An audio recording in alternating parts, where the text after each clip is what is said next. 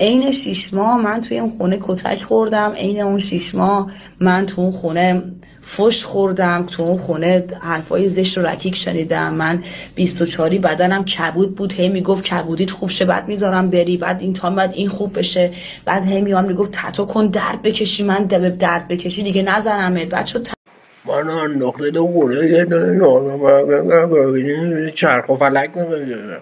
بعد همون اونا الان شدن چی؟ درخواست کنندگان آزادی تطلع. نشسته بود اما تازه مثلا فکر کرد اگه ادای کسایی که دراگ زده باشن اینو راضی کنه دیگه خیلی خفنه.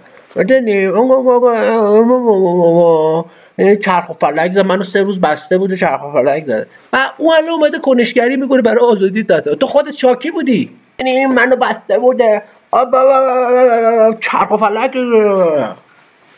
تو خودت شاکی بودی؟ این یه خانومی هست سین قاف. چون ببین عزیزم، اتنشن، توجه، چون یه اکتوری بوده، میدونید منظورم کیه. بازارش داره میگذره، گذشته بازارش در زمینه سینما و آرتیست بودن در سینما، حالا تو این چیزا اینجوری نشسته بود اما تا